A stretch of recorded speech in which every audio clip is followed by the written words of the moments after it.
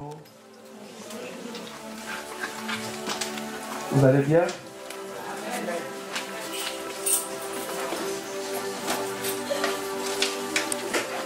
Merci Seigneur. On va prendre Marc. On va prendre Marc chapitre 16.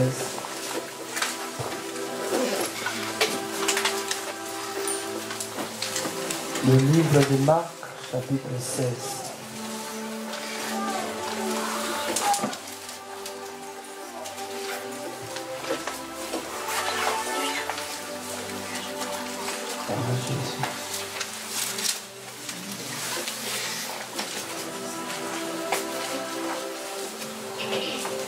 Marc chapitre 16.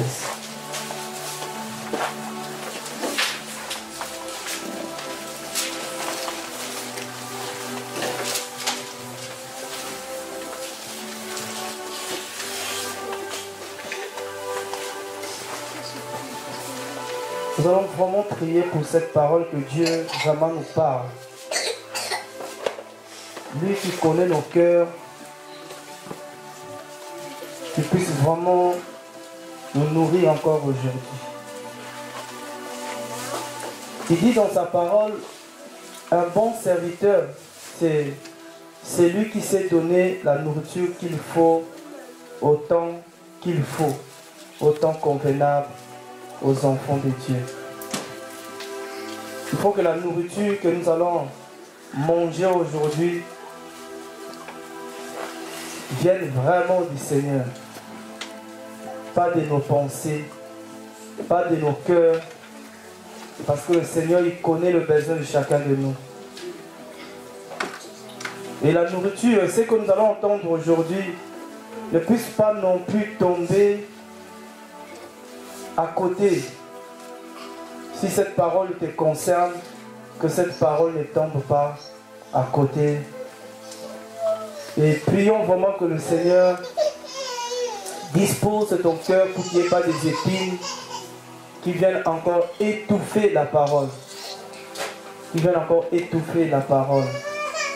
Que ça tombe vraiment dans un endroit argileux, comme on dit, et qui va porter des fruits. Au nom de Jésus-Christ. Amen. Gloire à Jésus. Marc chapitre 16, à partir du verset 15.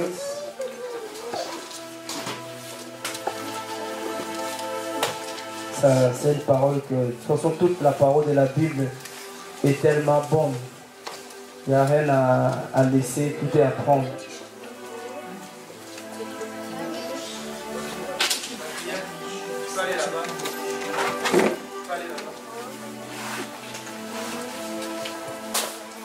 Et il dit, allez par tout le monde et prêchez l'évangile à toute créature.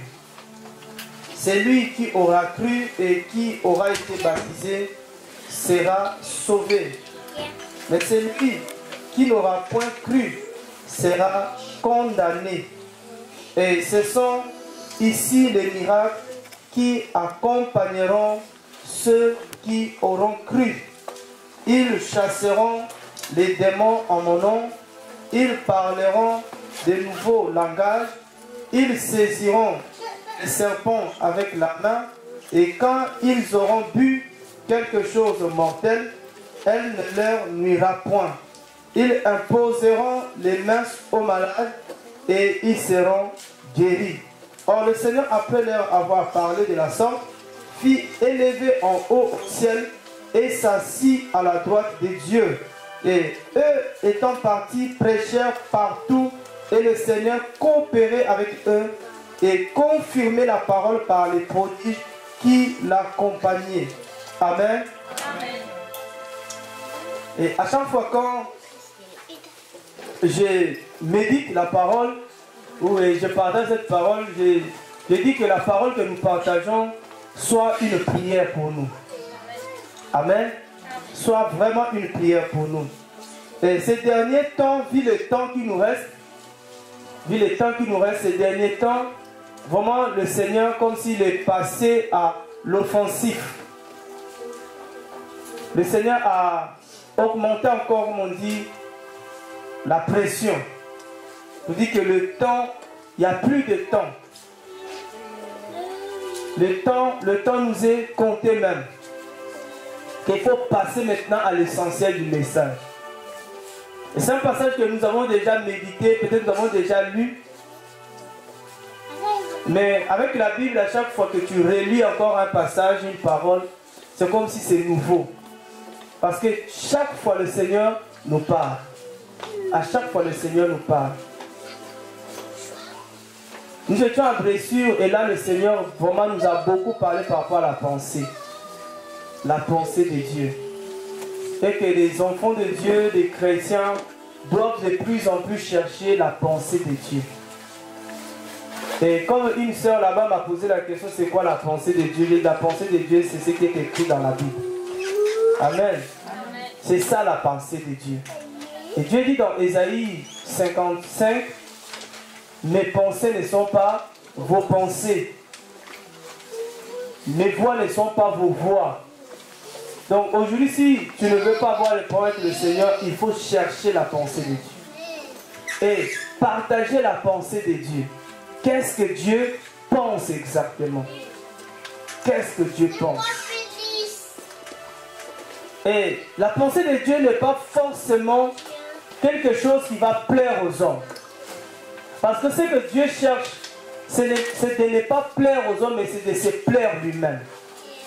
Amen. Tout ce que Dieu a créé, il les a créés pour lui. Amen. Dieu n'a rien créé pour toi et moi. Tout ce qu'il a fait, il les a fait pour lui-même. Alléluia. C'est-à-dire que nous sommes la pensée de Dieu. Parce que quand Dieu a dit, faisons l'homme à notre image, ces personnes étaient là pour lui demander, Seigneur, Dieu fait l'homme. Dieu a eu la joie, le plaisir de faire l'homme. Et tout ce que Dieu a fait a un but.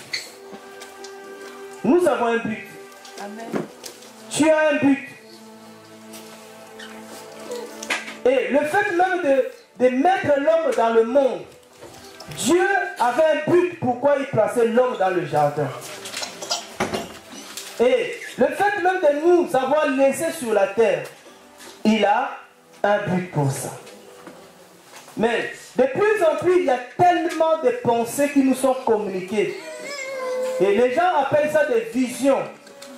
J'étais en train de penser par rapport à la vision, et c'est là où Dieu m'a ramené, dit, cherche ma pensée. Il n'y a pas d'autre vision que la vision de Dieu.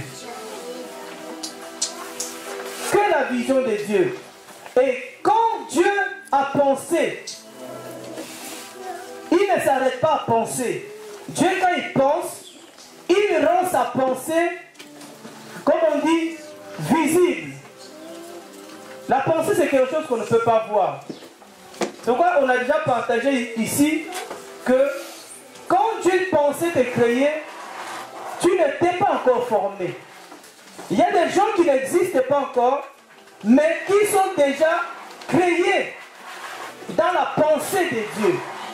Amen. Il y a des choses.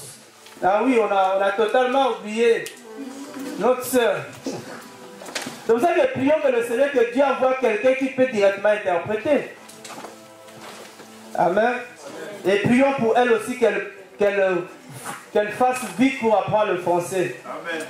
Comme ça, je sais qu'elle n'aura pas tout ce que je vais dire ici. Elle va apprendre ce que mon frère a compris. Alléluia. C'est-à-dire que nous avons dit, avant que Dieu te crée, Dieu t'avait déjà pensé. Dieu t'avait déjà pensé. Parce qu'avant, ça veut dire que la création, c'est la pensée d'abord. Et après avoir pensé, Dieu prend le temps de former ce qu'il a pensé. De donner une forme à ce qu'il a pensé. Et après, il va présenter ça au monde.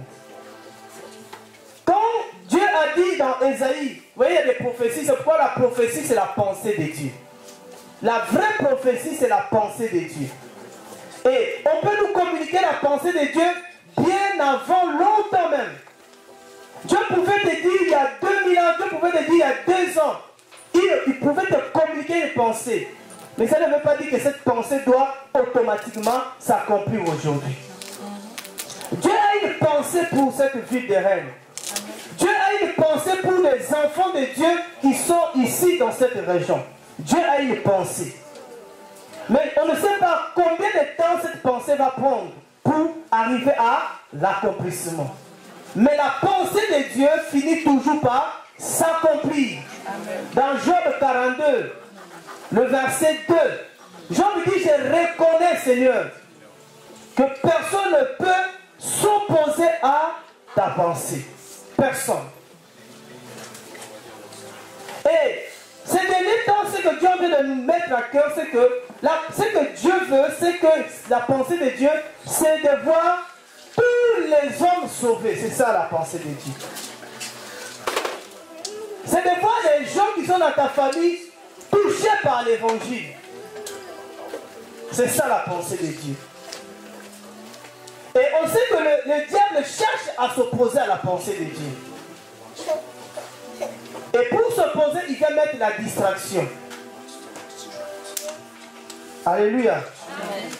Et beaucoup de serviteurs de Dieu sont en train de s'écarter de la pensée de Dieu. C'est pour ça que Dieu m'a rappelé. Il dit, je ne t'ai pas appelé pour bâtir des assemblées. Mais c'est pour faire des disciples. Pour faire des disciples. Il y a quelques mois auparavant, Dieu m'avait communiqué encore cette pensée. Que vous êtes appelés à faire des disciples, mais des disciples qui demeurent. Pas des disciples qui meurent, mais qui demeurent. Ah oui, c'était vraiment comme ça et j'avais partagé ça avec beaucoup d'anciens. J'ai dit, nous devons faire des disciples, mais des disciples qui demeurent. Mais on a fait tellement de disciples qui sont morts. Qui sont morts, qui ne sont pas restés disciples. Et ça fait mal. Parce que devant Dieu, c'est ça que nous allons rendre compte. Des capacités que Dieu nous donne, des moyens que Dieu nous donne, c'est pour faire que des disciples. La parole que Dieu nous donne tous les jours, il faut que cette parole porte des fruits. C'est ça qu'on va rendre compte devant le Seigneur. Et il dit dans Marc, ça c'est aussi la pensée de Dieu. Allez par tout le monde. Je vous l'ai dit, c'est un ordre. Allez, c'est un ordre. C'est vraiment un ordre de la part du Seigneur. Jésus va donner un ordre au premier disciple. Au premier disciple. Il va donner un ordre. Allez par tout le monde. C'est-à-dire, allez même chez tout le monde. Allez auprès de tous les hommes. Prêche l'évangile à toute créature. Prêche l'évangile à toute créature. Et là aussi, je me suis tellement arrêté, j'ai dit, mais quelle créature? Parce que quand on dit créature comme ça, on peut aller, parce que tout c'est Dieu qui a créé.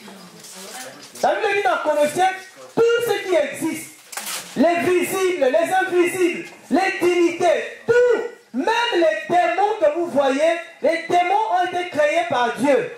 Mais quand Dieu les avait créés, ce n'était pas des démons. Vous voyez, c'était des anges. Aujourd'hui, si ce sont des anges, mais ce sont des anges déchus. Qu'on appelle des démons. C'est Dieu qui les avait créés.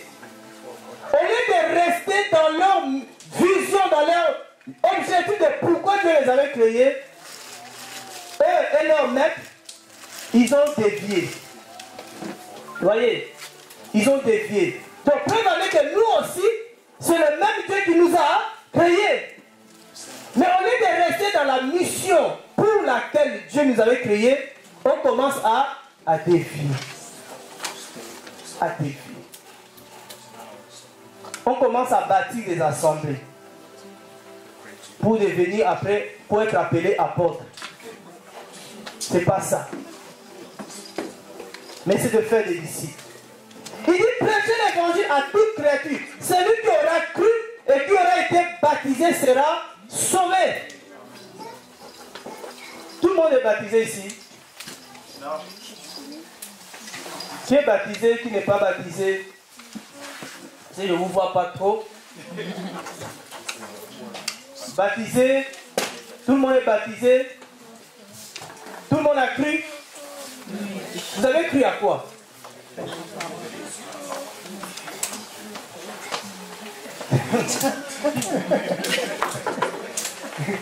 Parce que je sais qu'on vous a baptisé, on vous a mis dans l'eau.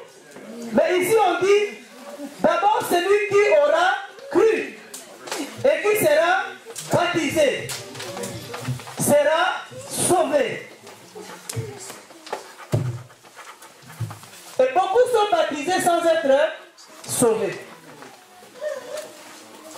Mais pendant que je méditais ça ce matin, j'ai compris que le baptême est banalisé. Mais ça doit être important devant le Seigneur. Parce que même au temps de Moïse, les gens étaient baptisés. Le baptême n'a pas commencé avec Jean-Baptiste. On m'écoute, hein?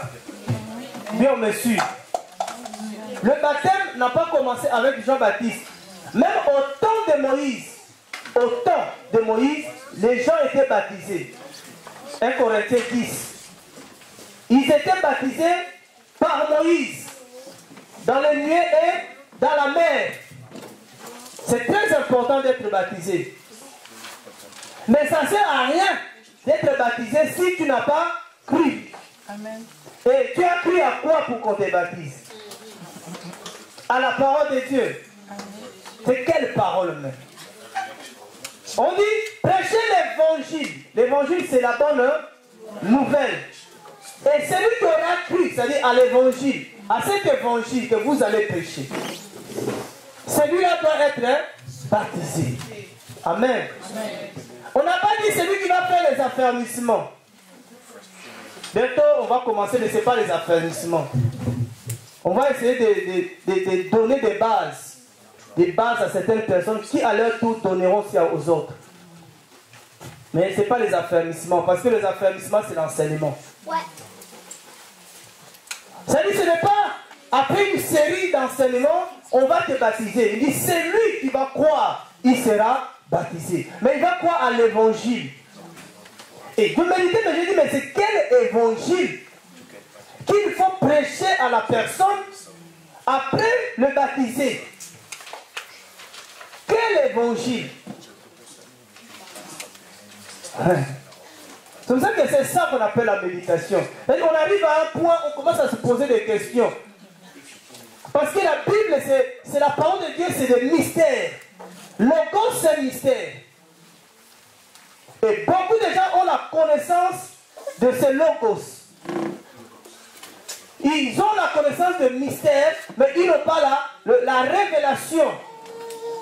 Parce que qui dit mystère, c'est pourquoi que le mystère, le mot qui est mystère déjà, c'est quelque chose qui est caché. Tu ne peux pas étudier ça dans une école. Même s'il y en a qui continuent à se défendre pour dire qu'il faut envoyer les gens à des écoles théologiques. Vous savez que l'église que nous sommes là, c'est une école.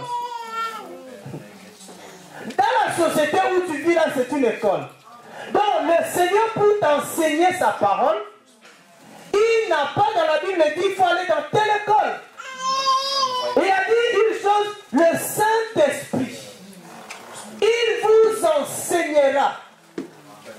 Si quelqu'un qui n'a pas l'Esprit de Dieu, il ne peut pas t'enseigner la parole. C'est-à-dire qu'il ne peut pas te donner ce que lui-même a reçu. Amen.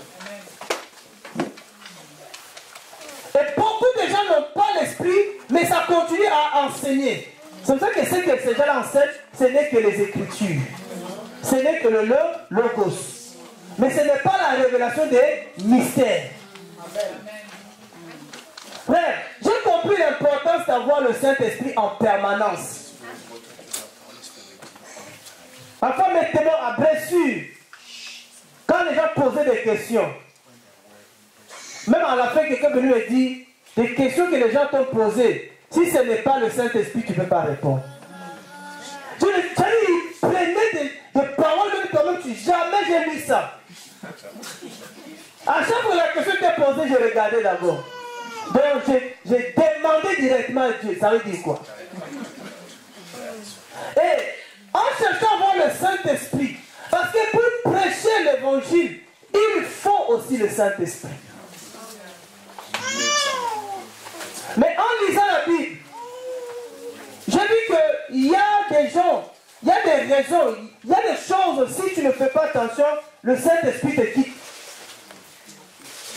Et si le Saint-Esprit te quitte, ce qui arrive, c'est la mort. C'est pourquoi il y en a qui prêchent encore la parole qui sont totalement morts. Morts. On connaît la raison.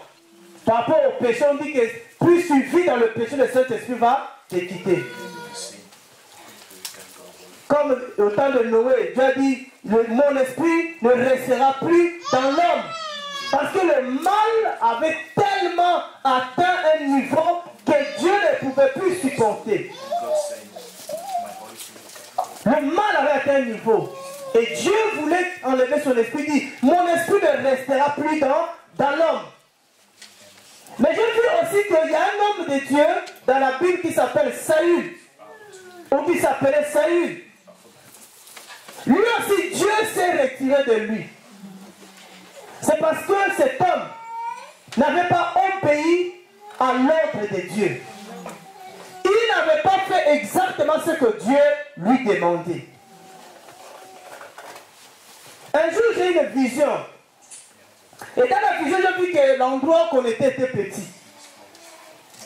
Et parce que l'endroit était petit, j'ai vu deux personnes, je ne cite pas le nom, j'ai vu deux personnes qui sont avec nous, qui sont venues me voir, me dire, il y a une salle qui est au-dessus de nous et plus grande que celle qui est en bas. Pour monter dans cette salle, j'ai fait ça. Oh, la salle était au-dessus. Il y avait des escaliers à prendre. Et tellement j'avais du mal à monter, j'ai vu une autre personne, une soeur qui me dit, moi la salle qui est au-dessus ne me plaît pas. J'ai dit, mais elle est plus grande que celle qui est en bas. Dans ce cas, c'est mieux de prendre l'autre. Mais quand je regardais que la difficulté que j'avais pour monter dans la salle, j'ai dit non, non, on va rester dans la petite salle. C'est là où j'ai compris, même si aujourd'hui Dieu envoie, parce que de plus en plus je vois Dieu envoyer des gens, même si ici ça se remplit, frère, on va laisser des gens ici, nous on va partir quelque part à côté. On ne va pas chercher une plus grande salle encore. À moins qu'on nous chasse d'ici. Pourquoi c'est Dieu est en train d'insister que je n'étais pas appelé pour faire des églises dont les gens parlent, mais des disciples. Amen. Parce que quand je nous regarde, je dis, mais où sont les disciples? Un disciple, c'est un homme qui a cru, qui a été baptisé, qui est sauvé et qui est devenu accompli. C'est de ça dont Dieu nous demande. Et Saül, l'esprit l'avait quitté. Parce que Saül n'avait pas obéi à l'ordre de Dieu. Dieu va donner un ordre précis dans 1 Samuel 15. 3. Il donne un ordre précis à Samuel, à Saül. Saül va faire le contraire même. C'est-à-dire qu'il ne va pas tout faire. Il va faire la moitié. Là, on a un ordre de Dieu. On doit aller prêcher l'évangile. L'évangile, c'est la bonne nouvelle. Et c'est quoi la bonne nouvelle? Vous savez, Noé a commencé à prêcher ça. Quand Noé parlait dans Genèse 6, quand Noé parlait de cette nouvelle, quand Noé prêchait cet évangile, les gens ne croyaient pas Noé. Vous voyez? Des gens ne pouvaient pas être baptisés au temps de Noé. Parce qu'ils n'avaient pas cru à l'évangile de Noé. L'évangile non plus n'a pas commencé avec les disciples de Pierre. L'évangile a commencé depuis. Quand Noé a annoncé que bientôt, voilà, Dieu va inonder le monde, Dieu va détruire ce monde, personne n'avait cru. Je vous ai déjà dit que, vu déjà comment Noé prêchait l'évangile, c'était difficile de le croire même. Vous voyez, tu vas bâtir l'arche, qui est un bateau, dans le centre-ville des Rennes. Et tu dis aux gens, le bateau là bientôt va couler. Parce que Dieu va envoyer la la pluie et le bateau va naviguer. Mais tout le monde va te dire que nous ne sommes pas dans la zone inondable. Ils vont te présenter des cartes. Ils vont te dire que nous ne sommes pas dans une zone inondable. Donc ce que tu dis n'est pas normal. C'est ce qui se passe maintenant. C'est ce qui se passe maintenant. L'évangile qu'on a de dire aux gens que Jésus-Christ est à la porte, il revient. Beaucoup de gens ne nous croient pas. Parce que beaucoup ne sont pas encore morts, beaucoup ne sont pas allés jusqu'en enfer, parce que beaucoup ne sont pas encore ravis en esprit pour aller visiter l'enfer. C'est pour ça qu'ils ne nous croient pas. Et beaucoup même commencent à nous dire que nous prêchons un message de condamnation. Parce que ces gens-là ne voient pas l'arrivée de Christ. Il y a des signes qui ne se trompent pas dans la Bible. Il y a des signes qui ne se trompent pas. Le signe qui a précipité la destruction du monde au temps de Noé, ce signe-là a été au temps de Lot aussi. Et c'est le même signe qu'à notre temps. Au temps de Lot, pareil. Quand Dieu envoie le messager pour aller dire à Lot que nous allons détruire Sodome et Gomorrhe, les gens n'ont pas cru Lot. Comment dire, des gendres de Lot n'ont pas cru. Parce que les deux filles de Lot avaient des fiancés, je pense, et des fiancés. Avaient des fiancés. Lot les a communiqué le message. Mais ils n'ont pas cru à Lot. Ils n'ont pas cru à Lot. Ils avaient reçu un ordre précis de Dieu. Il faut sortir. Ils ont dit, Lot, regarde tous les gens qui sont de ta famille, qui ont un lien avec toi. Il faut les avertir parce que nous allons détruire cette ville. Non, ils n'ont pas cru à Lot. Tu imagines, on est comme ça du jour au lendemain et on détruit la ville. Ce qui est arrivé au temps de Noé va arriver aussi en notre temps. Il n'y avait pas quelque chose de spécial au ciel, non. La Bible dit, les gens se mariaient, les gens mariaient, les gens allaient au travail, les gens mangeaient, les gens dansaient, beaucoup allaient dans des fêtes aussi. Et cela n'a pas empêché que la voix du Seigneur, cela n'a pas empêché la décision du Seigneur de s'accomplir. Et frère, il y a quelque chose qui m'a frappé encore quand je regarde l'histoire de Lot, l'histoire de Noé, c'est que je ne connais pas à l'époque, ils étaient combien. Je ne sais pas, ils étaient combien au temps de Noé. Et ça, c'est ça qui me dépasse souvent. Mais Dieu n'a sauvé que 8 personnes au temps de Noé. 8 personnes au temps de Noé. Et tous les restes étaient détruits. J'ai dit, mais Dieu n'avait pas de pitié. Hein? Autant de monde à l'époque, sauver 8 personnes. Pas de pitié. J'ai compris quelque chose quand je méditais ça. C'est qu'on nous dit dans Ecclésiaste, quand quelqu'un meurt, il se passe quelque chose. Quand un homme meurt, l'esprit que Dieu a mis en l'homme retourne à l'éternel. Ecclésiaste 12. Ça veut dire que quand tu meurs, l'esprit retourne à l'éternel. Et le corps va dans la poussière. Ça veut dire que l'esprit de Dieu appartient. Les jours de ta mort, l'esprit retourne. C'est ça, il n'a pas de pitié. Dieu, le corps, notre corps là, ne l'intéresse pas. Ça veut dire le corps là, qui va mener beaucoup de gens en enfer, le corps là n'intéresse pas Dieu.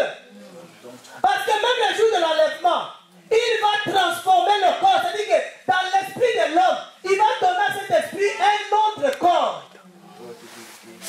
Vous voyez, le corps que nous avons là ne va pas hériter le royaume de Dieu. C'est-à-dire qu'avec notre corps, on ne peut pas aller dans la présence de Dieu. Même tous ceux qui étaient allés dans la présence de Dieu, la Bible vous dit qu'ils étaient toujours ravis en esprit. C'est-à-dire leur corps restait ici sur la terre et ils allaient avec leur esprit devant l'esprit de Dieu.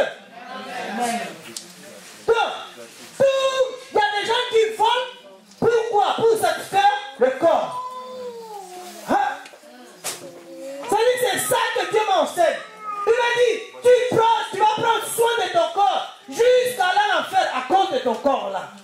Les jours de ta mort, moi je récupère mon esprit. Ah, je récupère mon esprit. Le corps, lui, sait où il va aller. Et l'esprit de l'homme sait aussi où il va aller. C'est pour ça que j'ai compris que 8 personnes, ils pouvaient même sauver 2. Au temps de Lot, combien étaient sauvés? 3 seulement. 3, parce que la femme n'est pas allée loin. Elle s'est arrêtée. Elle n'a pas aussi respecté tout l'ordre de Dieu. Dieu dit, malgré que tu es de la famille de Lot, quand vous sortez, personne ne regarde en arrière. Frère, combien n'ont pas été baptisés et sont arrivés jusqu'au bout du chemin? Et ils ont regardé en arrière. 3 sauvés, 3. Wow. Et tout le reste détruit. Ça dit que Dieu avait sauvé que 3 corps. Ton corps n'est pas spécial devant Dieu. On se prend tellement la tête avec le corps. On va habiller le corps avec des habits qui coûtent extrêmement cher. Extrêmement cher. Pourquoi même? Oh, le but des habits, c'est de couvrir le corps. C'est fini. Mais ici, on enlève seulement les étiquettes sur les habits. On ne sait pas où tu as acheté ton habit. On ne sait pas si j'ai Carrefour ou pas. Mais mon corps est couvert. Mais pourquoi tu vas acheter un habit extrêmement cher? Vous voyez le besoin du corps. Des choses d'en bas. Des choses du corps. L'Esprit de Dieu n'habite jamais dans le corps de l'homme. Non. Parce que le corps là, charnel qu'il est, si Dieu essaie de mettre son esprit, tu vas éclater. Dieu communique avec l'esprit de l'homme, pas avec son corps. Dieu communique avec ton esprit. Et quand l'homme, esprit, n'obéit pas l'ordre, l'esprit de Dieu quitte ce corps. L'esprit de Dieu quitte cet homme-là parce qu'il n'a pas obéi à l'ordre de Dieu. Nous avons un nom. Et j'ai vu que Noé a obéi.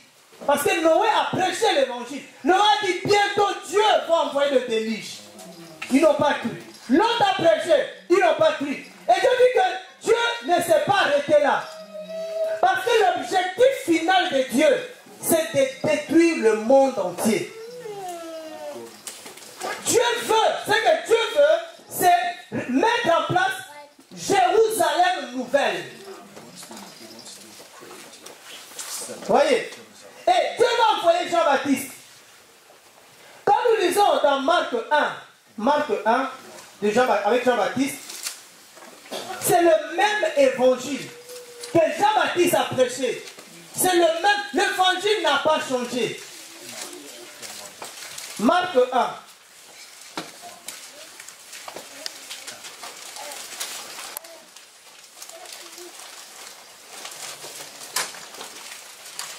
Marc, donc on était à Marc 16, là on revient à Marc 1, au début.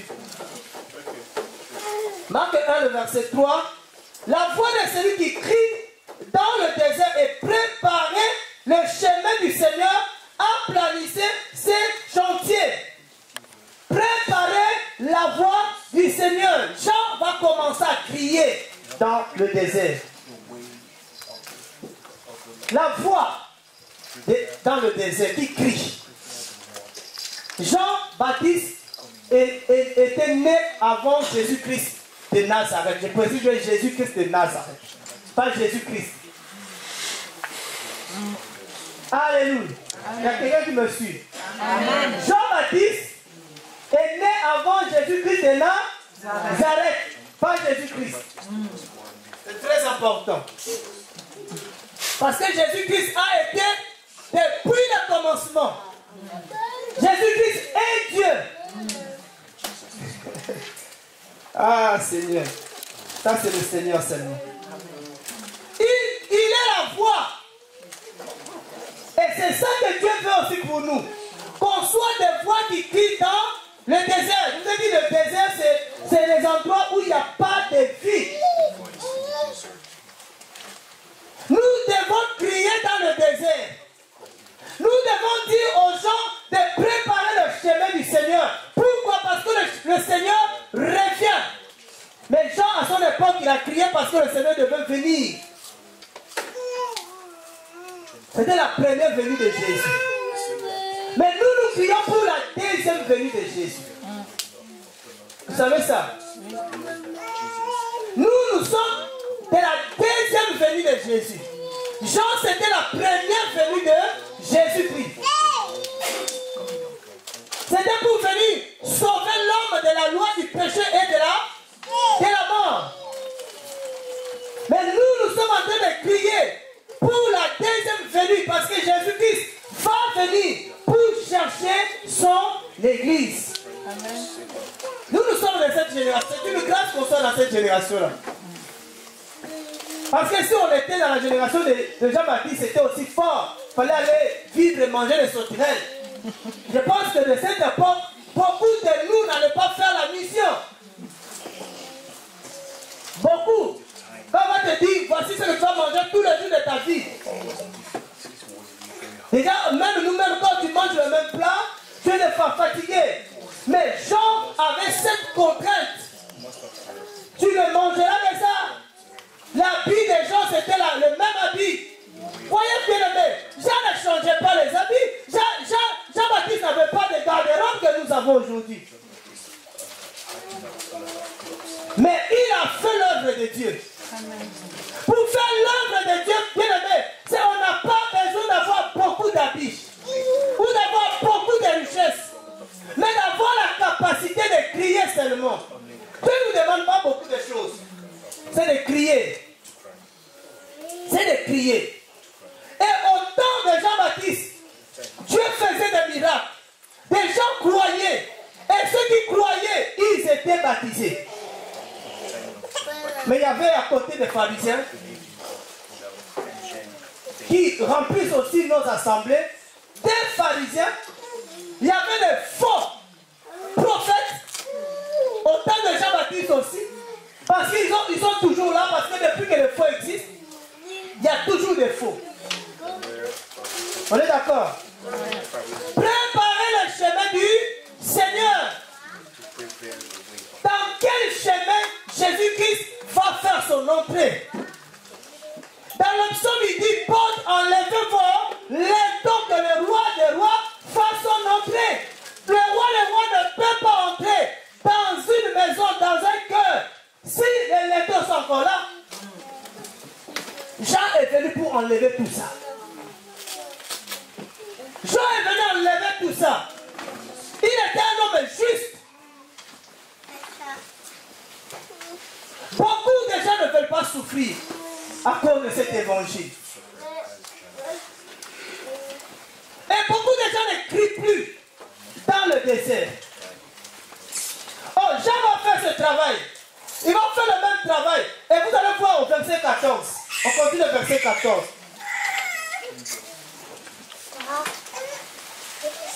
Au verset 14. Oh, après que Jean lui été mis en prison, Jésus vint en Galilée, prêchant l'évangile du royaume. Voyez, verset 14, Marc 1 toujours. C'est-à-dire qu'à cause de l'évangile, Jean va aller en prison. À cause de l'évangile du royaume. Il n'y a pas un autre évangile que l'évangile du royaume. C'est vrai que Paul même dit, si quelqu'un vous amène un autre évangile, c'est-à-dire l'évangile qui n'est plus du royaume, cette personne soit anathème. L'évangile du royaume.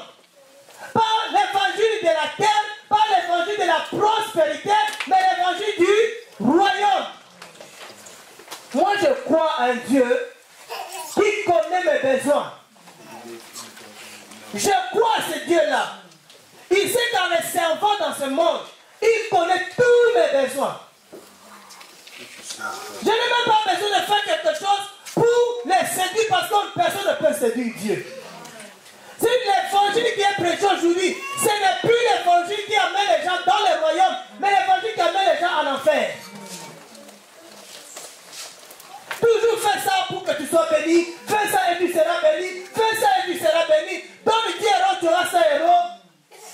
Frère, ceux qui étaient encore au Congo, quand le Madova, c'est-à-dire un homme qui est sorti, il amène la politique.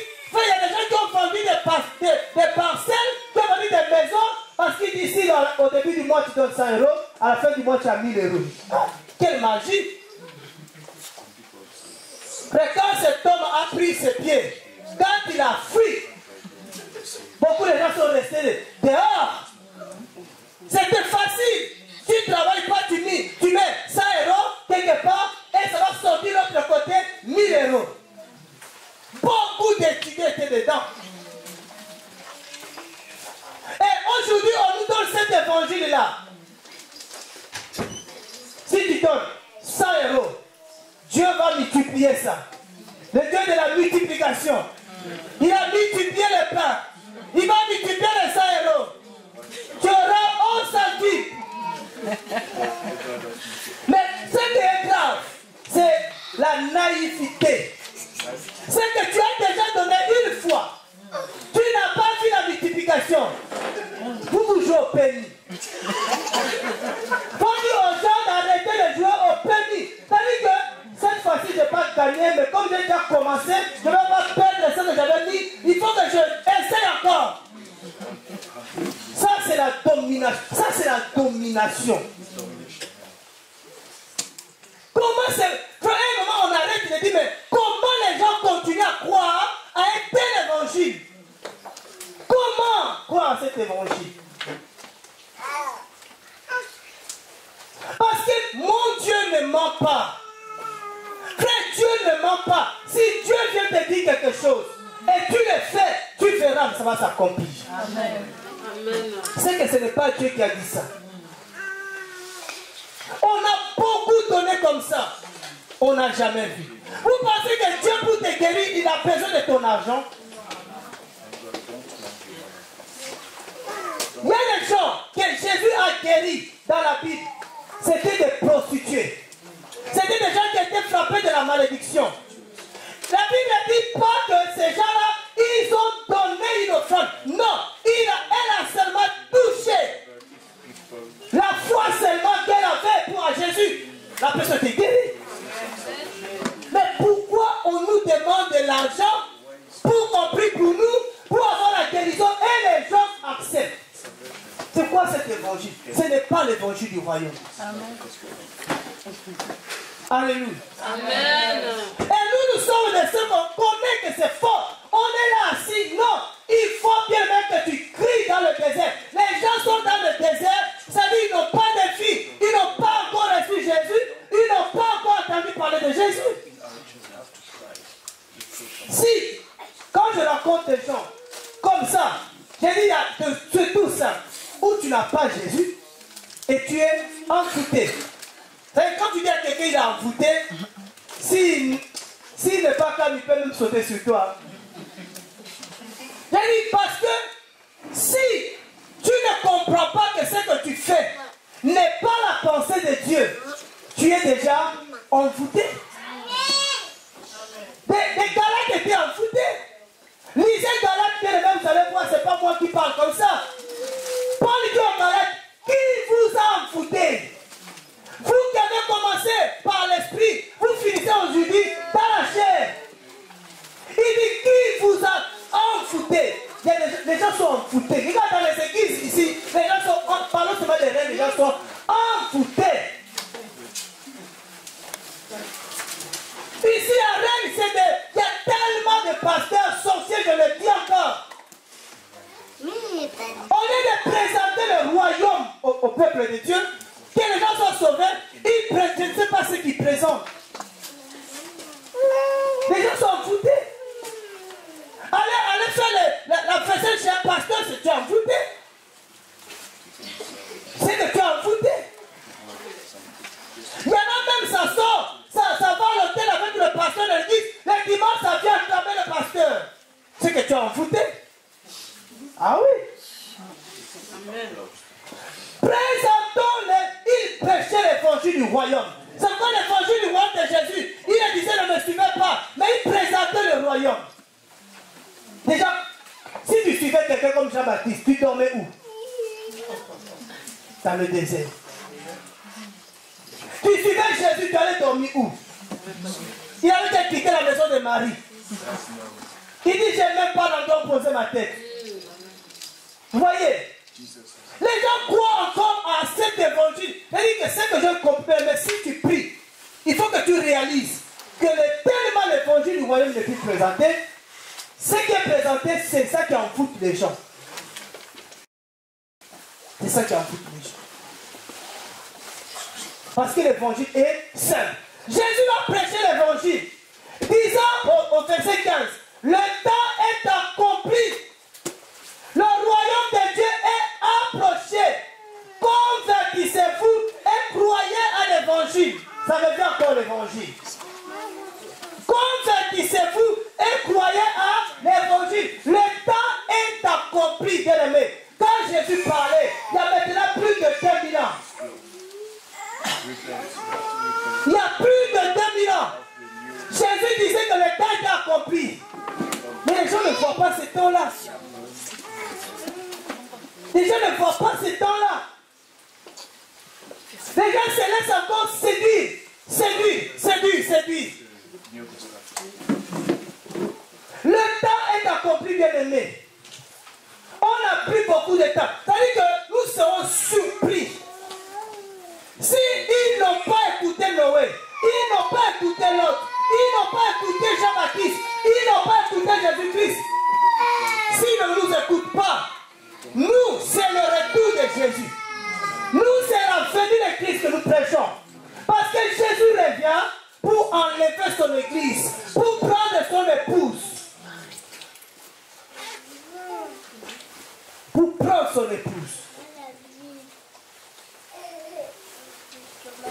Alléluia. Amen. Le temps est accompli. Et le même Jésus va maintenant donner le même ordre à ses disciples.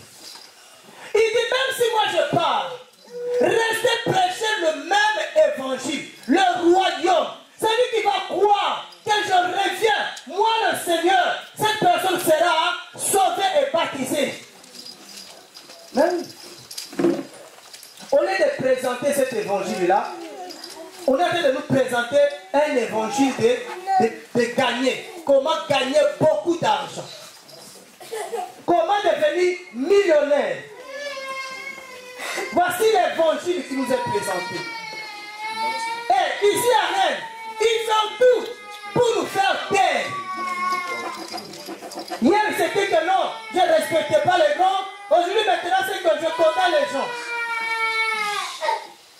J'ai dit, la Bible me dit de juger mes frères. Je ne les juge pas dans la condamnation. Je les juge pour les sauver de l'enfer. Parce qu'ils sont près de l'enfer. Ils vont mourir, ils vont aller en enfer. Mais les pasteurs, là, ils ne peuvent pas dire ça parce qu'eux-mêmes, ils n'ont plus l'esprit. Eux-mêmes, ils sont déjà des gens qui vont aller en enfer. Ils n'arrivent pas à vivre le royaume. Ils n'arrivent pas à vivre l'évangile. Vous savez, je dis toujours aux bien-aimés, il y a des choses que personnellement je peux le faire. Parce que ce n'est pas un péché. Mais je ne le ferai pas pour ne pas être un scandale pour toi. Aujourd'hui, les pasteurs s'en foutent. Pourquoi? Ils pensent qu'à eux-mêmes d'abord. Ils font des choses qui scandalisent les gens. Beaucoup de gens sont à Rennes, ils n'ont jamais reçu une vision ici de Rennes. Beaucoup ils prêchent l'évangile parce qu'ils sont arrivés, ils ont trouvé quelqu'un de la famille qui était là, lui aussi il est entré. Non, frère. J'ai dit à quelqu'un, si la vision que j'avais reçue à Rennes, si je n'avais pas reçu cette vision, peut-être je ne serais pas en train de parler comme ça. J'ai vu des païens, des gens qui se droguent, des gens qui sont dans la prostitution, frère, qui me disent que si nous ne prions pas, ça cause des pasteurs fous, des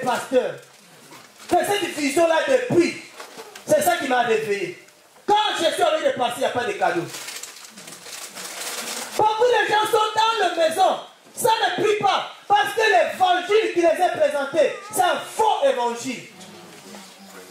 De toute façon, nous, on ne va pas écouter l'homme, hein. Nous, on ne va pas suivre l'homme, hein. Nous, on suit les paroles. Mais quelle parole un mort peut vous donner? Vous savez que les morts ne parlent pas. Il y en a, ils ont des vieux cahiers qu'ils ont reçu des enseignements en Afrique. Ils les amènent. Ça joue, il entre dedans. Il prépare ça. J'ai parlé à un homme israélien. Je lui dis, tu es maudit. Il allait voir son pasteur. Je lui dis, tant que tu vas rester avec cet homme-là, tu ne seras pas béni. Il allait voir cet homme-là, et cet homme m'a appelé, je suis allé chez lui. Il m'a fait sortir un vieux cahier. Nous, on nous avait enseigné ça. J'ai dit, qui vous avez enseigné ça? Parce que nous, c'est le Saint-Esprit qui nous enseigne. J'ai dit, revois ton cahier, là, il y a des erreurs dans le cahier. Parce qu'un homme ne peut pas servir un homme. Et cet homme est en train de te servir. Est-ce que vous trouvez ça normal? Un homme respecte son pasteur, mais ne respecte. Une femme respecte son pasteur, mais ne respecte pas son mari. Vous trouvez ça normal? S'il y a des femmes comme ça ici, femme, tu es déjà à côté. Chantez avec nous. Déjà, moi, je ne te laisserai pas venir m'essuyer. Je ne te laisserai jamais venir essuyer mes chaussures. J'essaie de le faire à la maison. Parce que commence à le faire pour ton mari. J'ai dit, cet homme, c'est pas normal. Un homme prie ici, la femme prie là-bas. Déjà, vous êtes divisés. Satan est dans votre maison. Le royaume de Dieu, c'est pas ça. Le royaume de Dieu, c'est l'obéissance à la parole de Dieu, pas un homme.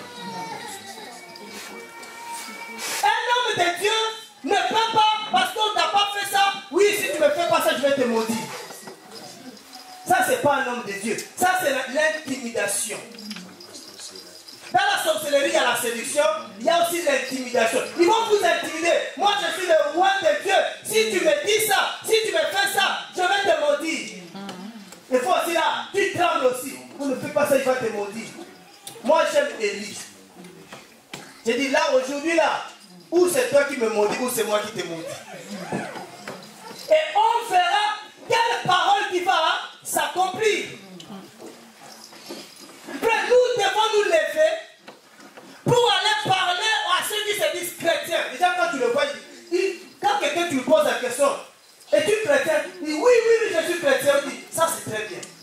Ça commence bien. Parce que si tu es chrétien, donc tu crois en Dieu, tu dois croire à la parole de Dieu. Mais voici ce que la parole dit. Maudit l'homme qui se confie à l'homme. Aucun idolâtre ne va hériter le royaume de Dieu. Jésus-Christ n'a pas laissé les gens l'adorer. Jésus-Christ de Nazareth, il refusait l'adoration. Il faut dire à tous les gens là, il n'y a pas besoin de faire une enveloppe pour être béni. J'ai bien aimé les blessures. Aucun homme de Dieu ne peut te bénir. S'il y en a un qui se lève, qui vient me voir, que tu as dit ça, ce n'est pas vrai. Aucun homme de Dieu ne peut te bénir. Personne. Il n'existe pas. Quelle que soit l'onction qui est sur lui, il ne peut pas te bénir. Aucun homme de Dieu ne peut te maudire. Tous ceux qui maudissent ne sont pas les hommes de Dieu. Tous ceux qui vous font croire qu'ils vous bénissent ne sont pas les hommes de Dieu. Mais où est-ce que j'ai trouvé cette parole? C'est dans la Bible. Dieu dit à Abraham, celui qui te bénira, Abraham, tu le béniras. Il a dit ça. Suivez-moi. Maintenant, vous dites Amen si cette prière n'est pas vraie. Disons Genèse. Il veut, depuis que j'avais donné à maman, ma vie est bénie. Hey!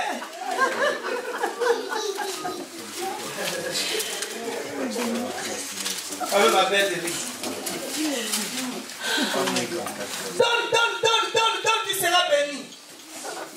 Beaucoup de gens sont dépouillés. Déjà, il y a la crise. Parce que là, nous ne donne pas beaucoup. Et maintenant, les gens doivent tout donner dans l'église. On se soucie que du pasteur. Pas de son frère, pas de sa soeur. Que du pasteur. Est-ce que le pasteur a mangé? Est-ce que le pasteur a de quoi s'habiller? Mais est ton frère qui est avec toi? Est-ce que tu te soucies un peu de lui? Genèse 12, le verset 3.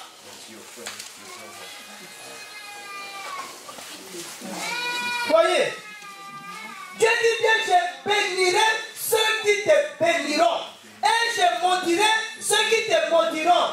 Donc Dieu ne me donne pas l'autorisation de vous maudire. Même si tu me fais mal, aujourd'hui là, par la grâce du Seigneur, même si tu me fais mal, je ne vais jamais te maudire. Parce que ce n'est pas moi de te maudire. C'est l'Éternel. Ça, c'est son travail. Mais je préfère te donner des enseignements pour que Dieu te bénisse au lieu de te maudire. Ceux qui te béniront, Abraham, moi l'Éternel, je les bénirai. Voyez, oh Dieu pour te bénir, ce n'est pas le fond, c'est-à-dire ce n'est pas la forme. Il ne regarde pas combien tu as donné à Abraham, non. Tu peux arrêter, Gabriel. Il peut te dire combien tu as donné, c'est pas ça que Dieu regarde. Voyez, il dit, Dieu aime celui qui donne avec joie. C'est ce que beaucoup de gens ne sont pas bénis. Parce qu'ils donnent avec beaucoup de contraintes.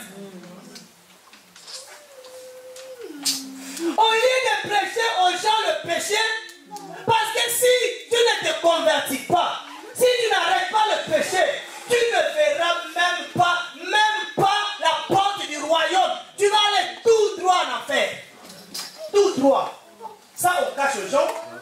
Seulement comment être béni. Comment d'ailleurs, il faut les enseignements même. Comment faire un bon choix. Ah. Comment faire un bon choix.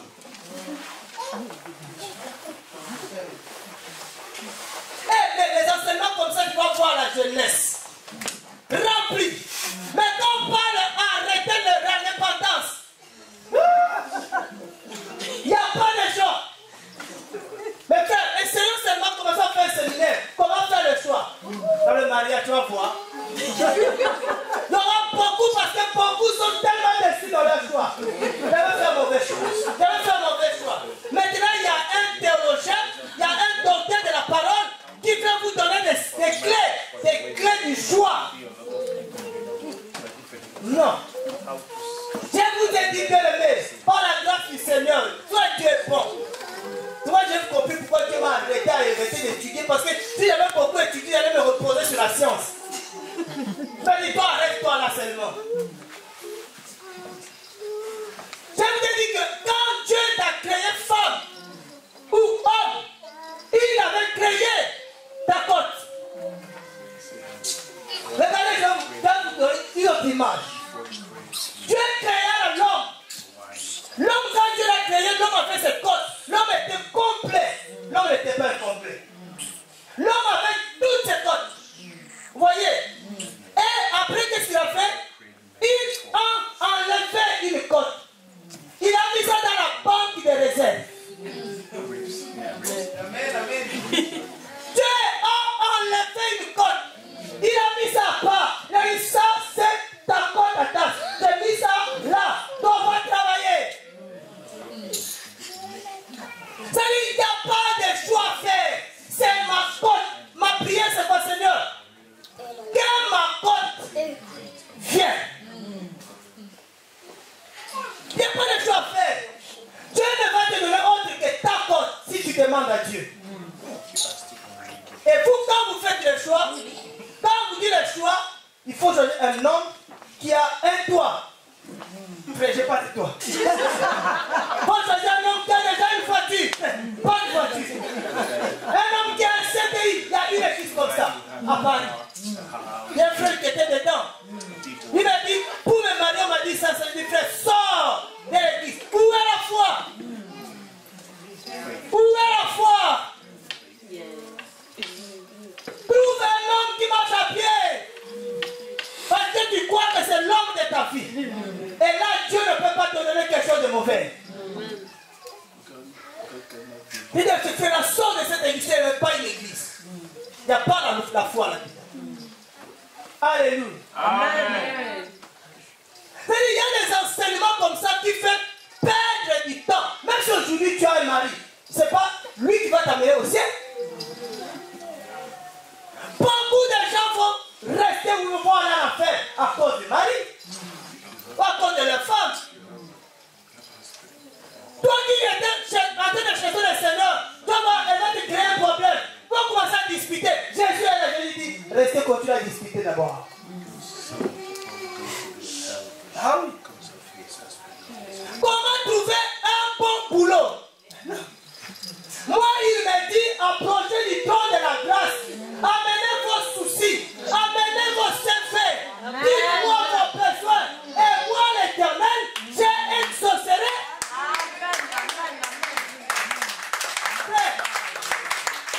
Vous savez la société où nous sommes, tu ne te connais pas. Dans la société là où nous sommes, il y a plusieurs ordres. Si tu veux devenir médecin, tu penses que parce que tu vas faire des études, tu deviendras médecin.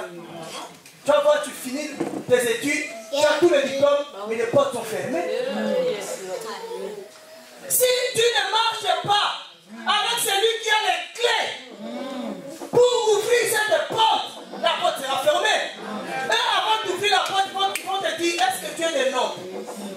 C'est-à-dire, est-ce que tu as accepté les conditions?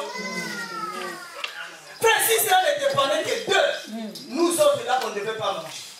Si nous mangeons, c'est la grâce de Dieu. Amen. Si nous mangeons parce que non, celui qui est en nous, il est plus fort que celui qui est dans le monde. Regarde le travail, on te donne le travail, mais il dit, nous on ne devait pas lui donner. Pourquoi on lui a donné? Amen. Et quand elle-même se retrouve, il dit, mais pourquoi tu l'as donné? Il dit, je ne sais pas, j'ai senti une force destinée.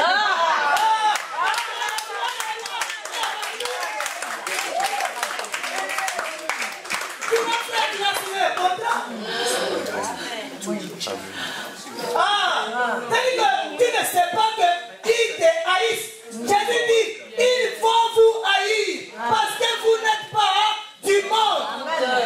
Maintenant, les pasteurs là viennent vous enseigner les règles du monde. Oui, il faut aller, le jour là quand je vais aller travailler, il faut un peu, les femmes, il faut un peu d'habiller, comment dire? Sexy. Quand tu vas dire sexy, tu vas séduire le patron.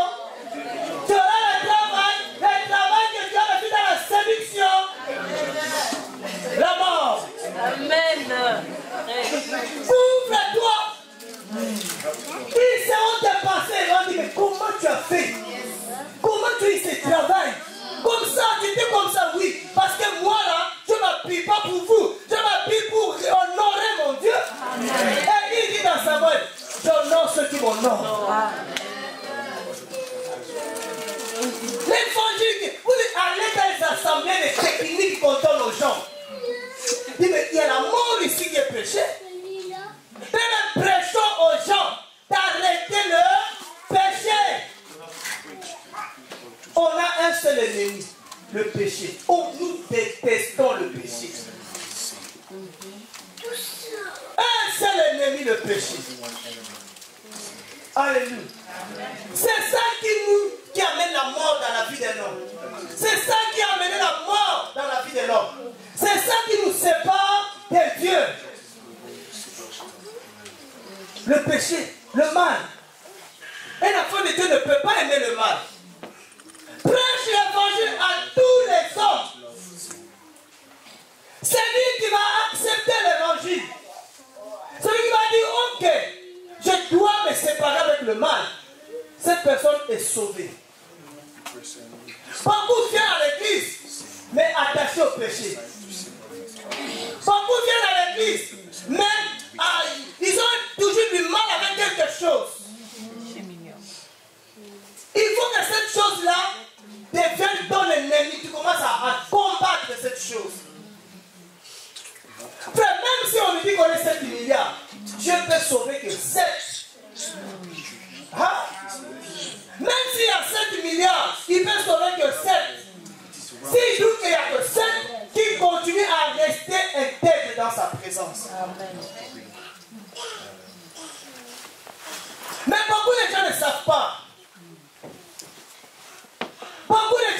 pas.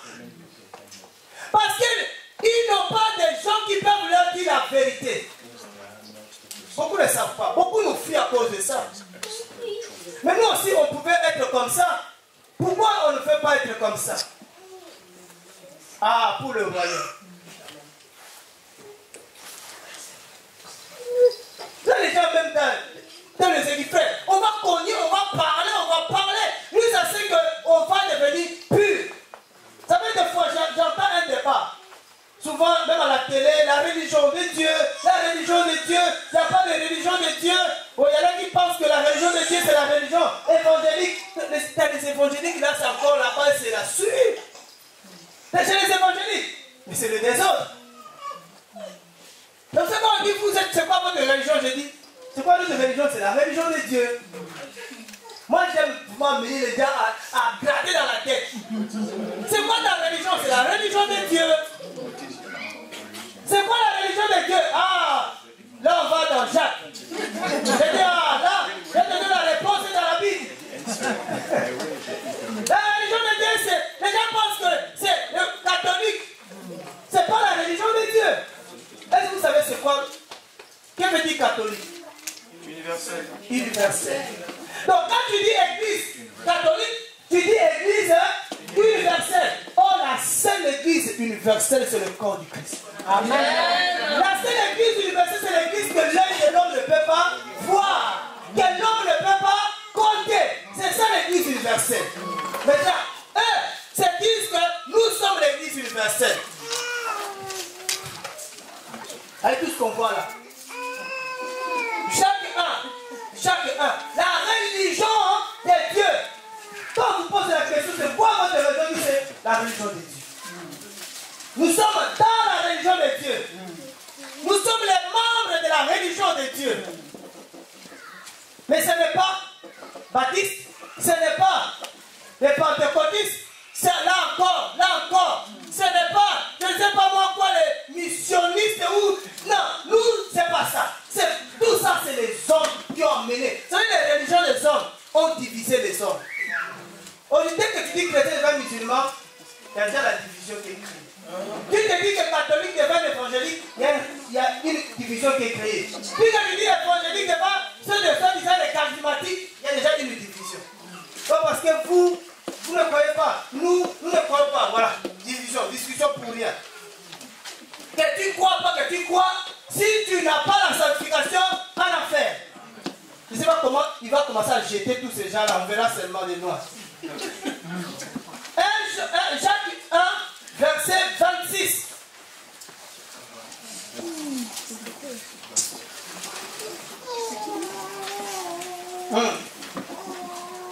Si quelqu'un d'entre vous pense être religieux et ne tient point en bride sa langue, mais séduit son cœur, la religion d'un tel homme est vaine.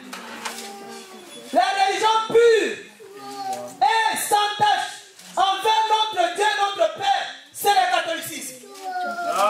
Non. C'est l'évangélique. Il faut leur parler. Frère, l'évangélisation c'est simple. C'est quoi ta religion? Tu vas voir tout de suite. Moi je suis évangélique. Je dis, ah bon? Mais c'est pas la religion pure. La religion pure est sans tache. Mais quand on va aller là-bas, il y a des taches. Chez les évangéliques, il y a beaucoup de taches là-bas. Il y a beaucoup d'impuretés. Il y a beaucoup de choses qui doivent changer. Parce que chez eux, le réveil des évangéliques, on reçoit les hommes de Dieu avec le double honneur. Selon eux, on les acclame. Il vient après le Saint-Esprit.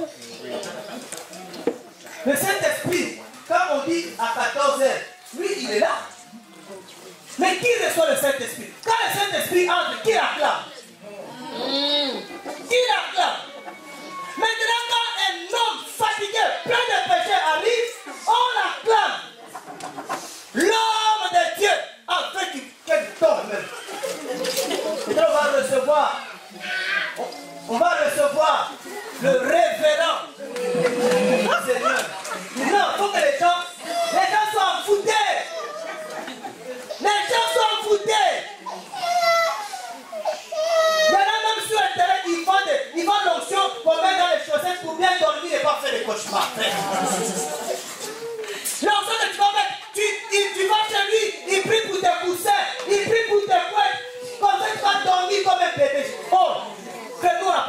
dormi comme ça, au moment de la nuit, tu es dérangé. Réveille-toi, prie. Et les gens achètent 500 €. Religion pure et sans infrastructure, la mission que nous avons faite, c'est d'enlever les tâches. Des tâches. Pour que tu sois pur. Que tu sois irréprochable devant le Seigneur. Il dit sans tâche avec l'autre Dieu le Père, c'est de visiter les orphelins. Est-ce qu'on le fait? Donc on est où? On est de nous dire que frère, va visiter les orphelins? Non. On nous présente autre chose. Et les faire dans leur affliction. Quand quelqu'un est dans une affliction, il a besoin de toi, il a besoin de nous. C'est ça le vrai religieux. C'est ça le vrai religieux. Aujourd'hui, être la femme du pasteur, quel poste? Quelle fonction d'honneur? Parce que beaucoup de femmes de pasteurs maintenant ne font plus rien à la maison. Le premier, c'est la sœur telle. Le deuxième, c'est la sœur telle. Le deuxième, c'est la sœur telle. Quelle galanterie. Elle dort jusqu'à 12 heures. Comme la femme vertueuse se lève très tôt le matin. Le jour que Dieu fera grâce, au lieu que ça soit, comment on dit, jour de la fête de la musique, de la parole. Ça va vider Saint-Anne. C'est ça que Dieu veut. C'est-à-dire que la religion, c'est ça que Dieu attend de nous. Amen. Qu'on aille visiter ceux qui sont dans les afflictions. Frère, les gens sont dans la souffrance. Ils sont dans les prisons. Il faut aller les voir. Amen. Ils sont dans les prisons, je vous dis. Il faut aller le voir pour dire tu es dans une prison, je viens te libérer. Mais là encore, tu vas voir quelqu'un, tu veux le sauver, il dit non, laisse-moi, je vais aller dans la prison. Il dit encore, et de se conserver, pur dessus de ces mondes. C'est ça que Dieu attend de nous. Deux choses seulement, la sanctification et l'amour fraternel. C'est ça que Dieu attend de nous. Je vous dis, c'est normal qu'on dise que nous ne sommes pas l'église. Parce que nous, dès qu'on n'est pas sensible aux afflictions, on n'est pas sensible. Peut-être que toi, tu es insensible. Même si on te fait, même si on ne te fait pas, tu es insensible. Mais il y en a qui sont sensibles. Ils ont besoin d'être visités. Ils ont besoin d'être aidés. Et dans l'assemblée là, si le frère Das ne prend pas l'initiative, je suis frère aussi. Je vous ai donné mon titre. Non. Si le frère Das ne prend pas l'initiative, personne. Tout le monde vient. Comment faire la sœur telle? Est-ce qu'on habite ensemble? Pas ça. Pourquoi tu veux me demander? Est-ce que moi je suis la nuère? Non. Pourquoi tu n'as pas appelé la soeur pour demander si elle allait bien? C'est terrible. Ça, on a parlé. On a fait des vidéos. On a fait des CD. Mais c'est terrible. Visiter. On me prend le téléphone. Vous avez des illimités. Vous avez ça? Que faites-vous de ça? Tu appelles quelqu'un que tu as vu le matin. Tu l'appelles encore le soir. Votre amour déborde. Mais il y a quelqu'un que ça fait 5 jours que tu n'as pas vu. Vous savez, quand Dieu ne voyait plus Adam, tu as crié. Adam, où es-tu? Parce que Dieu ne le voyait pas. Dieu a cherché où es-tu. Même Dieu allait visiter Adam et Ève dans le jardin. Nous, on ne fait plus. On n'a pas dit d'aller l'enseigner. On n'a pas dit. Mais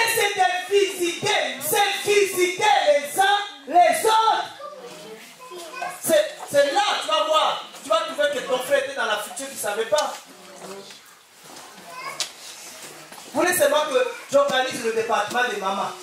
Ça, gommez ça. Effacez ça. Vous avez déjà vu dans la Bible le département des mamans? Il y en avait la réunion des mamans dans la Bible. Il n'y en a pas. Retour à la parole.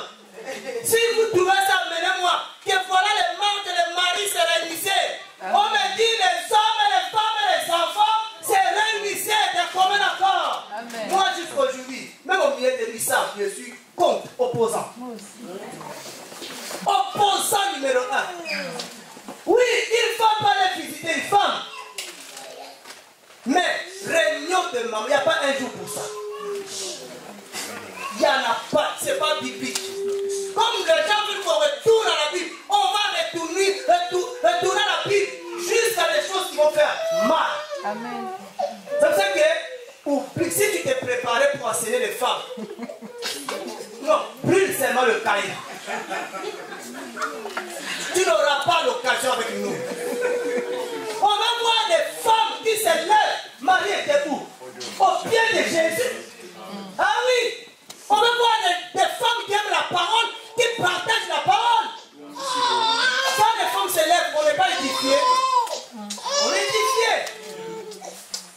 Et oh, ça, ils sont fait comme ça. Parce qu'ils ne croient pas que la femme peut pécher, mais il faut les aider. Il faut mettre le groupe des mamans. On connaît la suite. Ça finit mal. Vous savez, j'ai compris, les femmes sont comme les enfants. Un enfant peut arriver aujourd'hui dans l'assemblée. Ça va aller jouer avec tous les enfants. Il y a même, les enfants ne cherchent pas à s'observer. Non, les femmes pareilles. Dès que ça voit une femme, ah, mais ça ne dure pas. C'est les hommes qui sont un peu, ça observe un peu. C'est qui l'homme là? Méfiance. D'accord? Ah oui. C'est ça la religion pure que nous devons présenter aux gens. C'est ça notre religion. Et je ne viens pas te voir parce que tu es de notre assemblée. Parce que ce que j'ai, ce que je vois en toi, c'est ça qui m'amène. Ne dis pas avoir quelqu'un est sorti de son assemblée. Mais présente à cette personne l'évangile. Peut-être que si cette personne reste là-bas, à travers elle, la lumière va entrer. Les gens qui sont là-bas, d'autres seront éclairés. Maintenant, si le temps arrive, Dieu dira que tu as fait ton travail, tu peux sortir de là. Parce que si tu restes là, tu vas mourir. Tu vas mourir. Mais on doit s'élever. On doit s'élever. Il y a des gens qu'on connaît qui sont avec nous. Quand on les entend, on dit mais non, non, ça c'est pas l'évangile. Ils ont des onctions d'huile. Ils ont des eaux bénites à la maison. Ils ont des croix. Et je ne sais pas de qui. Vous connaissez la croix de Pierre? Vous connaissez comment était la croix de Pierre? Non, hein? Donc vous avez des croix de Pierre sans le savoir aussi. Parce que Pierre était aussi crucifié. Pierre est mort à la croix. Ah, mais comme vous ne connaissez pas quelle était la forme de sa croix, vous avez ça. Ah, je vais vous dire, allez chercher ça. Ça va vous faire un peu du devoir. Quelle était la croix de Pierre? Il y a des chapelets. Jésus ne nous a pas laissé de chapelet. Jésus ne nous a pas laissé de croix à mettre à la maison. Jésus nous a laissé seulement son nom. Il dit si tu invoques mon nom, tu es sauvé. Quand tu vois que ça ne va pas à la maison, invoque seulement son nom. Quand tu vois la maladie te menace, invoque seulement dès que tu cries Jésus. La maladie va fuir. Et toi, dès que tu vois un problème, tu cries alors maman, papa. Lui-même, il a des problèmes. Et tu cries, pasteur, je ne sais pas quoi. Lui-même, là-bas, il a des problèmes. Mais si tu cries Jésus, Jésus va venir. Amen. Et quand tu entends le nom de Jésus, il fuit. Mais les gens n'invoquent pas le nom de Jésus. Je voulais d'abord t'appeler pour t'avertir toi. Donc moi qui? Moi qui? Je dis est-ce que tu dois d'abord appeler le maître? Notre maître, c'est lui d'abord qu'il fallait appeler. Mais même là, moi, je vois si je constate. Tu constates, toi et moi, on est pareil maintenant. Qu'est-ce qu'on va faire? Alléluia. C'est le temps que tu te lèves, que tu prennes du courage, que tu ailles parler dans le désert, que tu dises aux gens, voici l'évangile, que Christ veut que nous prêchons, c'est que nous devons nous convertir. Tu vas tous les jours faire l'effort, se débarrasser. Se débarrasser. Quelqu'un nous a exhorté ici, il a parlé de Bartimée. Quand Jésus a dit Bartimée, il faut faire une vie à Bartimée, frère. Bartimée a dit, de là où je suis, de là où Jésus, peut-être c'était pas long, hein, mais pour arriver là, il y avait la foule qui voulait l'empêcher. Il y avait le manteau qui était tellement lourd. Bartimée a dit non. Il a déjà enlevé le manteau. Et là, il a bien couru. Comment on peut courir, aller vers Jésus avec des manteaux que nous avons? Même au sacrificateur Josué, il a dit, il faut l'enlever le manteau là. Les habits sales. C'est ça le travail de Dieu. Dieu, par sa parole, nous purifie. Il y en a maintenant, ils ont remis les habits là. Les habits là.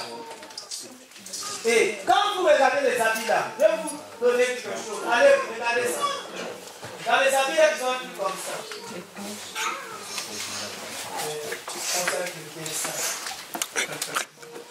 Voilà, c'est comme ça. Il y a un signe là. Dans les habits là. Après, ils peuvent mettre la croix comme ils veulent là. Ça, c'est le loge. C'est des francs-maçons. C'est la franc-maçonnerie. Renversé. Et ils portent ça, ils sont devant tout le monde, ils prêchent la parole, mais les gens qui sont là ne voient rien. Ils acclament. Dites amen, 3 fois vous aussi. Amen. Il y a un truc que j'aime pas. Dans son palais, tous ces trucs. Il dit, mais. Il y a un truc qui commence à devenir universel dans toutes les églises pour chauffer la salle. Ça doit pousser des cris comme ça. Gloire, gloire. Il dit, au temps de mon bout, on a fait ça. Au temps de mon bout, on a fait ça. Oh, maintenant qu'on me fait ça, Jésus est libéré. Amen. Si tu es libre, tu ne dois plus faire des choses comme ça. Tu ne dis pas amen parce qu'on te dit amen. Même en même temps, je n'ai plus envie de dire amen. Je vais changer le mot. Parce que ça pousse à dire amen. Mais si vous n'êtes pas d'accord, vous êtes mal habitué, tu dis amen. Tu dis amen, on dit amen. Non, il faut arrêter. On doit faire le travail, on ne fait pas l'œuvre de Dieu. On n'est pas dans la religion de Dieu. Beaucoup disent que je n'ai pas de capacité. Si. Parce que chaque fois que tu as à cœur la compassion, l'amour des autres, parce que tu ne veux que personne ne soit perdu, Dieu viendra te mettre, te donner une graine, une sémence. Dieu va te donner une sémence. Si vraiment tu as le souci des âmes, si vraiment tu veux sauver des personnes, si vraiment tu veux parler aux gens, même si tu étais incapable, Dieu, parce qu'il a vu l'amour qui est dans ton cœur, il va te donner une sémence. Il va te donner la sémence pour s'aimer dans le cœur de la personne. Mais ce qui manque, c'est l'amour des âmes perdues. C'est ça que quand tu vois quelqu'un qui est dans le péché, tu dis ce n'est pas de ma vie, ce n'est pas de ma famille, donc je viens à lui dire, et tu ne dis pas, on doit être animé de l'amour de Dieu. Et toi qui as commencé à le faire, ne te fatigue pas. Pour dire que j'ai beaucoup parlé, on ne va pas écouter. Continue à parler. Si tu as vu que ce n'est plus ton temps, il va t'enlever de là. Il va te retirer avec ces gens-là. Mais si tu es encore avec ces gens-là, c'est pour leur présenter l'évangile du royaume. Il dit, préparez le chemin du Seigneur. Parce qu'il revient, Jésus. Il faut que sa voix soit aplanie. Il faut que sa voix soit bien préparée. Mais c'est à toi d'aller dire, voici ce que le Seigneur dit. Beaucoup de gens, ils ont ils ont tellement de travail à faire que Dieu n'existe plus. Dieu sera, oui, viens Jésus dans mon cœur. Mais avec Jésus, cela ne s'arrête pas que tu le gardes dans ton cœur. Il faut que tu le partages aussi avec les autres. Demande à Dieu, Seigneur, donne-moi une sémence. Car c'est toi qui donnes la sémence au semeur. Donne-moi, Seigneur. Je sais que tu reviens bientôt.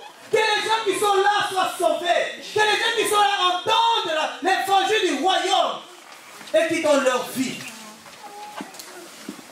Le nombre de ceux qui seront sauvés ne dépend pas de nous. Ceux qui doivent être sauvés ne dépendent pas de toi. Dépend de celui qui décide. Mais nous devons faire l'œuvre de Dieu. Jésus, il a dit à ses disciples, je dois faire l'œuvre de mon Père. L'œuvre de mon Père, c'est annoncer le royaume. L'œuvre de mon Père, c'est amener les gens à la repentance. C'est ça que Dieu attend de l'Église. C'est ça que Dieu attend de toi. C'est ça que Dieu attend de nous. Frère, quand tu me vois dans le péché, viens me le dire. Si tu m'aimes réellement, viens m'avertir. Si tu vois ton pasteur dans le péché, ne dis pas que c'est le pasteur. Lui, il a connexion avec Dieu. C'est faux. Il y en a qui s'enfuient encore parce qu'il y a quelqu'un qui prie pour lui. Parce qu'il y a quelqu'un qui prie pour toi, parce que c'est ça qui est encore là. Frère, nous devons nous visiter, mais nous devons nous prévenir aussi. Mais toi, dès qu'on vient te parler, comment tu chasses les gens? Ah, parce que là, je me dis, dis-lui, parce que c'est l'enfant qui vient te parler. Donc, si tu viens de naître là aujourd'hui, là, que tu vas m'apprendre. Ah, parce qu'il vient de naître là aujourd'hui, mais c'est Dieu qui parle dans sa bouche. Au lieu d'écouter ce qu'il dit, tu rejettes et la parole et la personne. Il y en a qui réagissent comme ça. Parce que Dieu veut me mettre dans le cœur, comme ça. Beaucoup ont rejeté Jésus, ont rejeté Jésus, ont rejeté la parole. Un prophète n'est pas reconnu chez lui. Ne dis pas que ça fait 3 mois que j'ai accepté Jésus. Ça fait que 1 an que j'ai accepté Jésus. Il faut que tu prêches l'évangile. Il faut que tu parles aux gens. En fait, quand les yeux vont souffrir, ils vont voir qui est devant eux. Mais les jours, à la fin des temps, la Bible dit que quand il y aura l'enlèvement, pendant la tribulation, Dieu va révéler la bête. Et le faux prophète aux nations. Quand les gens vont voir la bête, ils vont dire, oh, donc c'était toi. La Bible dit, ils vont chercher à lapider la bête. Mais c'est trop tard. Ils vont dire, non, c'est toi qui nous as séduits pendant tout ce temps-là. Frère, quand les gens prions que Dieu ouvre les yeux des enfants de Dieu, quand ils vont voir, dire, oh, non, celui qui me prêchait, c'était la bête. Il y a les pasteurs, ils ont des cordes. C'est des sorciers, mais ils sont là, ça prêche nu, mais personne ne le voit. Mais quand Dieu va ouvrir les yeux de quelqu'un, il dit, hé, celui qui m'a prêché comme ça, lui-même, comment il va s'éclipser. Alléluia. Amen. Mais si ses yeux ne sont pas ouverts, tu peux parler. Lui ne voit que ce qu'il voit. Il voit blanc, tu lui dis que c'est rouge, il dit non, c'est blanc. Mais quand Dieu va ouvrir les yeux, il va commencer à voir. Il va dire non, je ne suis pas dans une église. Il y a quelqu'un comme ça. Dieu l'a amené dans une église. Il a vu dans cette église. Non, il dit non. Si je ne peux pas rester. C'est-à-dire que ça était dans l'église. Des sangs, des sacrifices d'animaux. Là, dans l'église, on sacrifie des animaux là. C'est parce que Dieu l'a ouvert les yeux pour voir. Donc, c'est ça qu'il faut prier. Ne va pas quelque part, même tu viens ici par plaisir. Il faut qu'aussi Dieu te dise où tu vas. C'est ce que c'est. Je suis là-bas ou pas. Ah oui. Est-ce qu'on est d'accord? Il faut que tu parles. C'est ce que Dieu, l'ordre que Dieu nous donne. Parce que si tu ne prêches pas l'évangile, à quoi bon sert de garder encore l'Esprit de Dieu en toi? L'Esprit que Dieu nous donne, c'est pour prêcher l'évangile. C'est pour prêcher l'évangile. Ce n'est pas pour faire les miracles. Parce que tu ne fais pas les miracles non plus. C'est Dieu qui opère toutes les choses en en nous. 1 Corinthiens 12, 6. C'est lui qui opère. Ce n'est pas moi qui opère les miracles. Mon rôle, c'est de prêcher l'évangile. C'est d'annoncer le retour de Christ. Ce n'est pas une journée de miracles. Pourquoi journée de miracles? On a besoin de miracles tout le temps. Et le plus grand miracle, c'est le salut des âmes. Combien de gens sont même sauvés dans nos assemblées? Mais beaucoup sont guéris. Mais combien sont sauvés? Alléluia. Il faut que Paul se passe, Apollos, et après le Saint-Esprit va faire son travail. Tu es en train de prier, Dieu, Seigneur, convainc le cœur de mon mari, Seigneur, convainc le cœur de mes enfants. Mais comment il va le convaincre parce qu'il n'y a rien qui a été sémé? Comment il va le faire? Il va le convaincre de quoi? C'est ce que toi tu as dit. Je lui ai dit que Jésus revient bientôt, il n'a pas dit, Seigneur, convainc, là, Dieu va convaincre. Amen. Mais tu n'as rien sémé. Tu dis, Seigneur, convainc son cœur. Mais d'où venez Dieu pour qui? Dieu ne travaille pas comme ça. Toi d'abord, sème, et lui va passer pour convaincre. Dis à quelqu'un que ça, ce n'est pas bien. Mais même si la personne ne te croit pas, va dans la chambre. Dis, Seigneur, toi maintenant, convainc son cœur. Parce que je lui ai dit ça. Et je lui ai dit, c'est dans ta parole. Et le Seigneur va passer derrière. Le Seigneur va dire, va convaincre son cœur. Et la personne va revenir à toi. C'est que tu m'avais dit, c'est vrai. Dieu m'a convaincu. C'est Dieu qui convainc.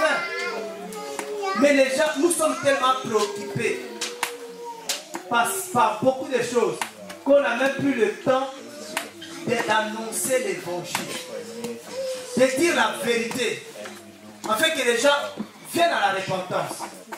Vous voyez? Disons bien et partageons la parole. Lèvons-nous pour l'évangile. Si tu ne te lèves pas, Dieu va enlever son esprit parce que ça ne sert à rien. Ça ne te sert à rien parce que tu ne prêches pas. Présentez Jésus, Jésus-Christ au monde. Sinon, ça sera seulement, là, on est venu là. Maintenant, il est quoi? 16h30. On doit arrêter, on repart. Après, on revient encore. 16h30, on repart. Mais Jésus va revenir dimanche là. À 16h. Si tu ne vis pas l'évangile, prêche l'évangile. Ne te fatigue pas. Prêche l'évangile. Fais son œuvre. Il va s'occuper de nous. Lui-même, il va s'occuper de nous. Lui-même, il va nous protéger. Vous savez, beaucoup de gens nous attendent. À Rennes, on attend le faux pas. Pas seulement le faux pas moi, le faux pas aussi de vous aussi. Dès qu'ils vont trouver ce faux pas, ils vont faire ça de ça l'évangile. Ah, ils pensaient qu'ils étaient dans la sanctification. Voici. Frère, aidons-nous les uns les autres. Que personne ici n'amène l'autre à pécher. Veillons les uns les autres. C'est pour ça qu'on dit qu'on n'a pas fait de bureau là-bas. Il n'y a pas de bureau. Tous ces rêves ici. On me dit qu'on était dans le bureau là-bas. Un jour, il n'y a pas de bureau. On a beaucoup vu. On ne veut plus rien voir. Alléluia. Amen. Si tu n'es pas d'accord, on sort là-bas en public. Il y a des gens qui voient là-bas, qui vont témoigner pour moi. Alléluia. Amen. On doit veiller, frère, on doit veiller. Je sais qu'il y aura des boutiques qui vont fermer. Il y aura des œuvres que Dieu va dévoiler. Beaucoup. Et je sais qu'ils savent ça. Que quand si on crie plus fort parce qu'on ne crie pas. Si on commence à crier plus fort, il y aura des boutiques qui vont fermer. Il y aura des temples qui seront dépouillés. Parce que ce n'est pas des temples de Dieu. Dieu va les dépouiller. Il y aura beaucoup de réformes. Beaucoup vont accepter les réformes. Beaucoup. Et parce que les gens ne parlent pas. Beaucoup ne parlent pas. Alléluia. Amen. Beaucoup sont timides. Beaucoup ont honte. Beaucoup ont peur. Peur de quoi, je ne sais pas. Peur de quoi, on ne sait pas. Frère, prêchons la repentance. Il n'y a pas d'autre message. Repentance.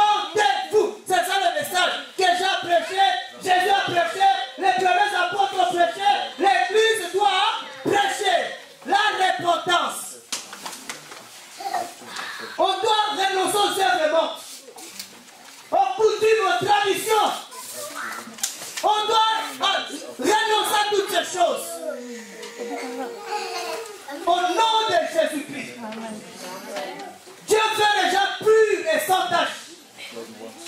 C'est l'église que Dieu veut. Prêchons que les gens arrêtent la rébellion. De plus en plus, les gens sont rebelles.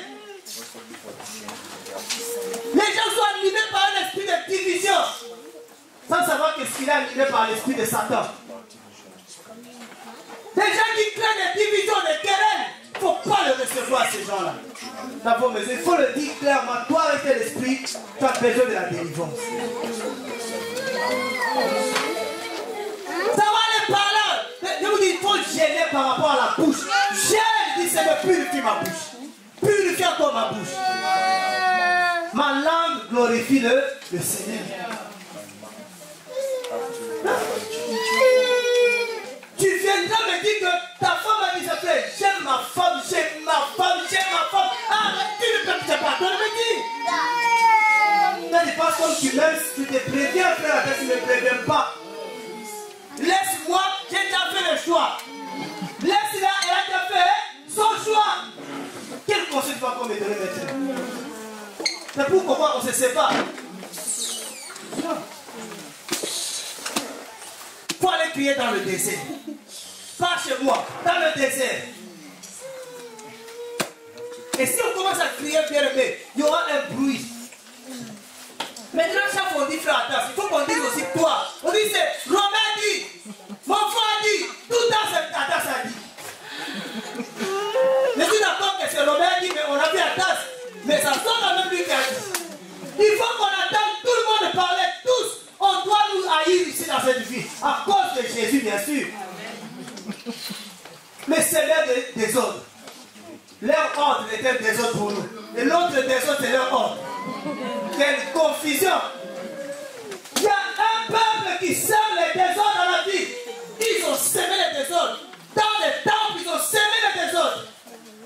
Mais Jésus était avec eux. Dieu était avec eux. L'évangile du royaume. Renonçons au péché. Si tu aimes le péché, tu vas nous quitter. Et si tu renonces au péché, on devient amis. Au nom de Jésus-Christ. Qui va se lever? Qui va se lever? Le main là. Comme ça, je vais envoyer Hur et Aaron. Soulevez les mains pour vous tenir un peu. Je sais que ce n'est pas facile. Mais si tu demandes à Dieu, Dieu va t'aider. Dieu va t'accompagner. La Bible dit, ils étaient accompagnés par le Seigneur, par des miracles. Dieu coopère avec eux. Si tu prêches la repentance, tu auras certainement beaucoup d'ennemis. Mais tu auras un grand ami. C'est Jésus-Christ. Tu auras un grand ami. Mais tu auras beaucoup d'amis, les gens du monde. Même s'ils sont ennemis, qu'est-ce qu'ils me donnent? Moi, j'ai un petit ami avec celui qui donne la main. Celui qui donne la main. Au nom de Jésus-Christ. Va se lever.